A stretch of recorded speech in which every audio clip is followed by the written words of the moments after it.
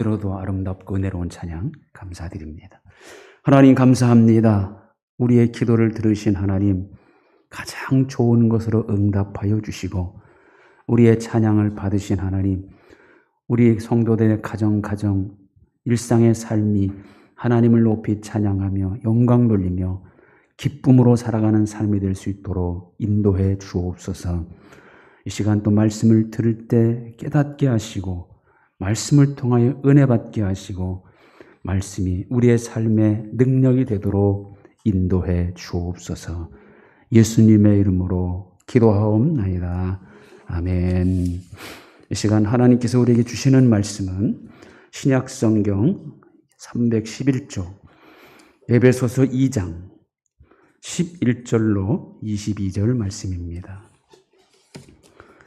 한 절씩 교독하시고 22절은 같이 봉독합니다. 그러므로 생각하라. 너희는 그때 육체로는 이방인이요 손으로 육체에 행한 할례를 받은 무리라. 칭하는 자들로부터 할례를 받지 않은 무리라. 칭함을 받는 자들이라.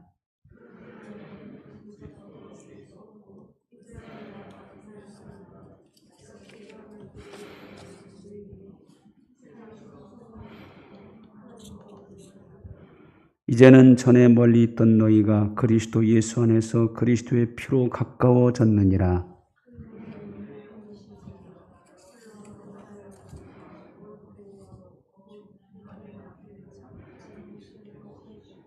법조문으로 된 계명의 율법을 폐하셨으니 이는 이 둘로 자기 안에서 한 새 사람을 지어 화평하게 하시고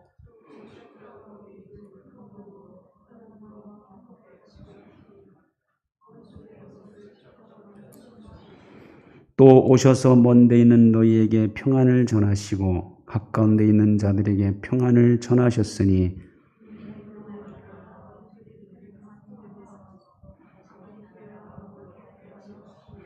그러므로 이제부터 너희는 외인도 아니요 나그네도 아니요 오직 성도들과 동일한 시민이요 하나님의 권속이라.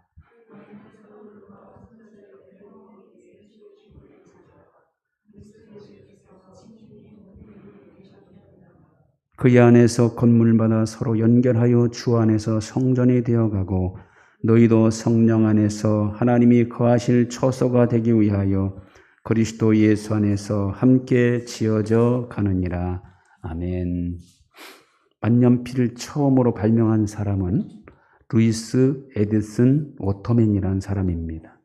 그는 본래 뉴욕에서 보험 설계사로 일하던 사람입니다. 어느 날 아주 큰 보험 계약을 성사시키려던 참이었는데 고객이 계약서를 작성하다 그만 잉크를 엎지르고 말았습니다. 잉크로 뒤범벅된 계약서는 쓸 수 없었고 새로운 계약서를 가지고 오겠다며 잠시 자리를 비웠습니다. 그런데 그가 다시 고객을 찾았을 때는 이미 다른 설계사와 계약을 마친 후였습니다. 그가 자리를 비운 사이 다른 보험 설계사가 고객에게 접근했던 것이죠. 잉크가 엎질러지지 않았다면 큰 계약을 성사했을 것인데 속상했던 그 마음이 오히려 쏟아질 염려 없는 특별한 잉크병을 만들어야 되겠다는 생각으로 바꿨습니다. 여러분의 시행착오 끝에 펜 안에 잉크를 담아 지금의 만년필을 발명했고 1884년 특허를 내면서 사람들에게 선보여졌습니다. 이제 잉크와 펜을 함께 가지고 다녀야 했던 불편함이 없어진 것이죠. 그는 계약을 훔친 다른 설계사에게 화내고 원망한 것이 아니라 그것을 계기로 인류 문고 역사에 가장 소중한 발명품인 만년필을 만들게 된 것이죠. 인간의 필기구 역사를 만년필 이전 시대와 이후 시대로 나누었을 만큼 그의 만년필 발명은 값진 일이 되었다고 합니다. 인류 역사는 무엇으로 확실히 구분됩니까? 주전 시대와 주후 시대죠. 주님이신 예수 그리스도가 이 땅에 오기 전 시대와 오신 후의 시대로 구분이 됩니다. 개인의 인생들도 터닝 포인트가 있을 겁니다. 인생의 흐름을 완전히 바꿔놓는 어떤 사건이나 일이 각자마다 있을 것입니다. 요셉의 일생은 애굽으로 팔려가기 전과 팔려간 후가 완전히 다른 삶이 되죠. 팔려가기 전에는 아버지 사랑받던 요셉, 그러나 형들의 배신에 하여 애굽으로 종으로 팔려간 후에는 사람들에게 원치 않는 고난과 고통의 삶을 겪게 됩니다.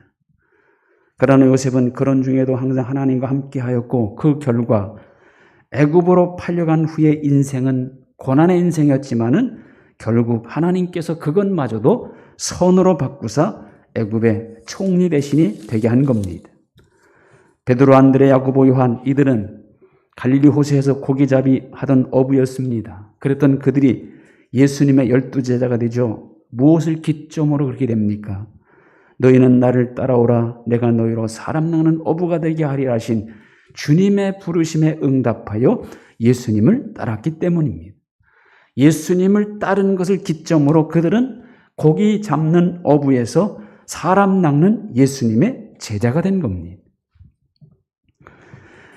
바울의 일생이야말로 180도 전혀 다른 두 가지로 구분되죠. 다메섹으로 가기 전과 간 이후로 나뉩니다. 다메섹으로 가기 전 바울은 사울이었습니다. 바리새인이었고 유대교 신봉자였고 기독교를 박해하는 박해자였죠. 예수님을 나무에 달려 죽은 저주받은 실패자로 그때는 생각했습니다. 기독교인들은 마땅히 죽어야 했고 교회를 잔멸하기 위해서 앞장섰습니다. 스데반 집사를 죽이는 일에 증인이 되었습니다. 그랬던 사울이 바울로 180도 바뀌죠. 다메섹으로 기독교인들을 잡으러 가는 도중 부활하신 예수님을 만난 겁니다. 사울아 사울아 나는 내가 핍박하는 예수다. 십자가에 달려 죽고 실패한 줄 알았던 예수님을 직접 만난 겁니다. 예수님이 과연 살아나신 것을 경험하게 된 거죠. 이것을 기점으로 바울은 핍박자에서 복음을 전하는 사도로 바뀝니다. 유대교 앞잡이에서 가장 신실한 기독교인으로 바뀝니다. 예수님을 전하는 일을 최고의 사명으로 여기고 목숨도 아끼지 않는 전도자로 바뀝니다. 예수님을 만난 그 기점으로 인하여 바울의 삶은 완전히 바뀌었던 것이죠. 여리고의 세리장이었던 삭개오 부자였습니다. 그만큼 백성들을 많이 착취했고 세리장이라는 권력을 남용하여 부자가 된 겁니다. 그런 면에서는 그는 하나님께 버림받아 마땅한 사람이었습니다. 그랬던 그가 주님으로부터 이 사람도 아브라함의 자손이라는 인정을 받죠. 무엇이 그의 신분을 그렇게 바꿔놓았습니까? 예수님을 자기 집으로 영접했고 그 예수님 앞에 앞으로 나는 이렇게 살 것입니다라고 고백을 합니다. 주여 보시옵소서 내 소유의 절반을 가난한 자에게 주겠사오며 만일 누구의 것을 속여 빼앗은 일이 있으면 내 갑절이나 갚겠나이다. 이 고백을 기점으로 주님께서는 이도 아브라함의 자손이라. 삭개오의 그때와 이제의 형편이 완전히 바뀐 거예요.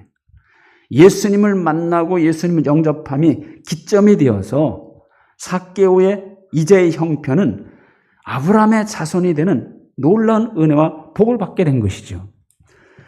우리의 인생도 완전히 바뀐 인생입니다. 우리도 그때 인생이 있었고 이제 인생으로 바뀌게 된 거죠.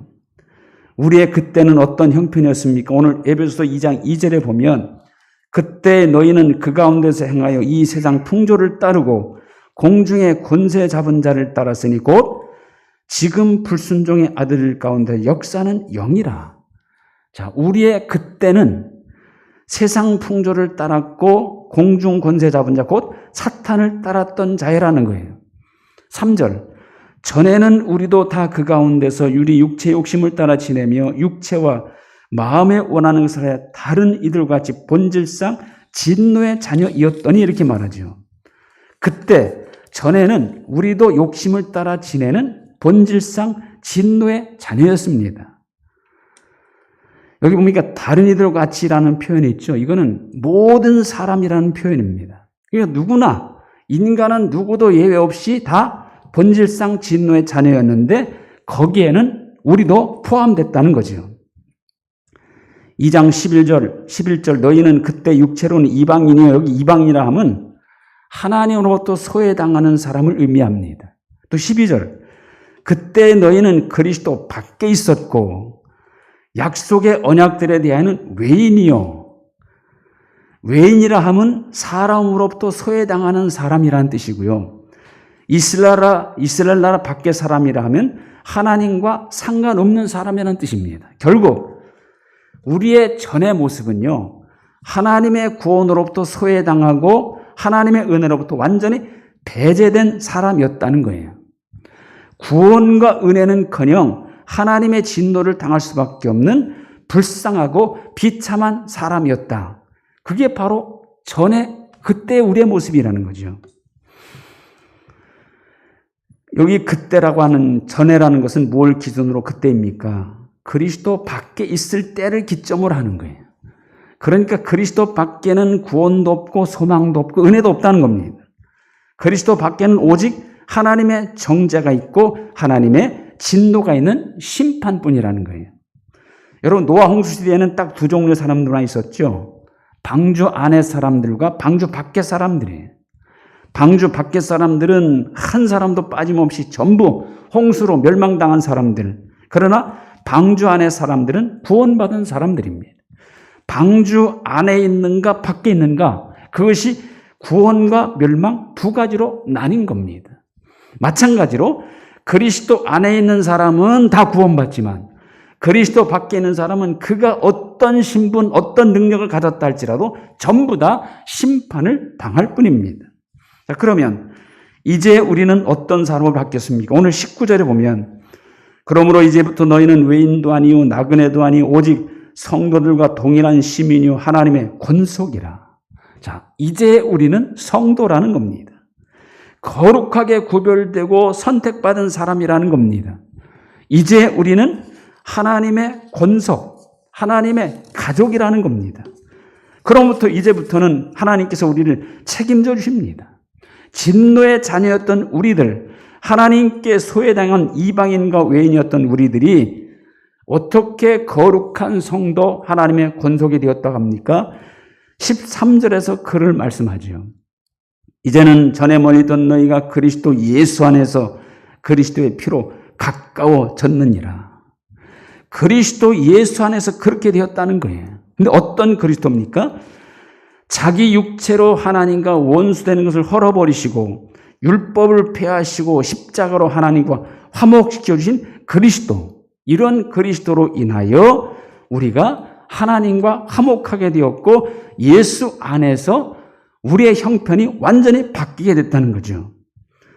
결국 100% 주님의 은혜로 이제 우리는 신분이 진노의 자녀에서 영광스러운 하나님의 자녀로 바뀌었다는 겁니다. 그리스도인, 성도, 하나님의 자녀, 이런 신분들은 우리 입장에서는 그야말로 거저 얻었어요. 그런데 우리에게 이런 은혜를 거저 주시기 위해서 주님은 어떤 희생을 치르십니까? 자기 생명을 십자가에 내어주시는 큰 희생의 대가를 치러 주신 겁니다. 자, 이제 새로운 신분을 가진 우리들, 이제는 어떤 은혜를 계속 받게 됩니까? 17절, 또 오셔서 먼 데 있는 너에게 평안을 전하시고 가까운 데 있는 자들에게 평안을 전하셨으니, 이제 하나님의 자녀가 되고 거룩한 성도가 된 우리는 계속해서 평안의 은혜를 받게 되었다는 겁니다. 우리는 주님이 주시는 평안을 누리게 된 사람들입니다. 주님이 주시는 평안은 어떤 평안입니까? 평안을 너에게 끼치노니 나의 평안을 너에게 주노라. 내가 너에게 주는 것은 세상이 주는 것과 같지 아니하니라. 너희는 마음에 근심하지도 말고 두려워하지도 말라. 세상이 주는 것 같지 않은 평안, 근심하거나 두려워할 필요가 없는 평안을 주신다는 겁니다. 그리고 18절, 이는 그로 말미암아 우리들이 한 성령 안에서 아버지께 나아감을 얻게 하려 하심이라. 이제 우리는요, 하나님께 당당히 나아감을 얻는 특권을 얻게 되었습니다. 우리 하나님이 어떤 분입니까? 누구도 감히 가까이 갈 수 없는 거룩하고 전능하신 분입니다. 하나님의 이름조차 부를 수 없는 크신 하나님이에요. 그런데 우리는 언제라도 하나님께 나아가시는 특권을 갖게 되었다는 거죠. 이 특권이 바로 기도할 특권이고 언제 어디서나 하나님의 도움을 구할 특권입니다. 하나님께 사랑받을 특권이요 하나님께 보호와 복받을 수 있는 특권입니다. 이 하나님은 우리를 언제라도 만나주시기 위해서 언제나 함께 하시고 어디서라도 도와주시기 위해서 어디서나 우리와 함께 하십니다. 그리고 결정적으로 우리는 하나님 나라에 들어갈 수 있는 특권을 누리게 되었습니다. 언제라도 하나님이 주인 되시는 하나님 나라에 가면 우리를 위하여 하나님은 천국문을 활짝 열어주시는 천국문이 열리는 특권을 누리게 된 것이다 그 말이죠. 그리고 22절 너희도 성령 안에서 하나님이 거하실 처소가 되기 위하여 그리스도 예수 안에서 함께 지어져 가느니라. 이제 우리는 어떤 은혜를 받게 됩니까? 하나님이 거하는 처소가 되는 은혜를 받게 됐다는 거예요. 그렇습니다. 하나님은 항상 우리 가운데 거하신다는 거죠. 그래서 우리는 성전입니다. 하나님이 언제나 내 안에 계시는 거룩한 성전. 이건 뭘 의미하냐면 하나님의 눈이 항상 지켜주는 사람이요 하나님이 항상 동행해 주시는 그런 사람이라는 거죠. 결코 우리를 한순간도 단 한 곳에서도 혼자 내버려 두지 않으십니다. 세상 끝날까지 함께 하시고 이제 우리는 하나님께 너무나 소중한 사람이 되었다는 겁니다. 그러므로 이제 우리 자신도 소중하게 살아야 합니다. 거룩한 성도답게 거룩히 살아야 하고 하나님의 자녀답게 하나님을 기쁘시게 하며 살아야 합니다. 하나님과는 잠깐도 분리되면 안 됩니다. 심령을 감찰하시며 우리 행동 하나하나를 살펴보시는 하나님 앞에서 살아야 합니다. 이전의 모습, 그때의 모습으로 돌아가면 안 됩니다. 진노의 자녀, 죄의 종의 모습으로 살면 안 됩니다. 이것은 스스로 이제의 귀한 신분, 하나님의 자녀, 거룩한 성도라는 신분을 차버리는 어리석고 어리석은 짓입니다. 이제부터는 이제의 모습으로 살아가야 합니다. 하나님의 자녀로서 합당한 말, 합당한 생각, 합당한 행실로 살아야 합니다. 그것이 신앙으로 사는 것이고 하나님은 지금 그런 사람을 찾고 계십니다. 우리 예비께 모든 성도님들이 하나님이 찾으시는 사람이 다 되시기를 주님의 이름으로 축원드립니다. 하나님 감사합니다. 전에는 우리가 본질상 진노의 자녀였고 하나님의 은혜로 구원으로부터 소외당한 사람이었지만 그리스도 예수의 십자가의 은혜로 이제는 하나님의 권속이 되었고 자녀가 되었고 거룩한 성도가 되었음을 감사합니다. 이제 하나님께서 우리를 책임져 주실 줄 믿습니다. 지속적으로 은혜 베풀어 주시는 줄로 믿습니다. 이 하나님 품 안에서 하나님이 기뻐하시는 삶을 살게 하셔서 이 마지막 때에 하나님께서 찾으시는 그런 진정한 하나님의 자녀들로 다 세워 주옵소서. 예수님의 이름으로 기도하옵나이다. 아멘. 찬송 310장 1절 드리겠습니다.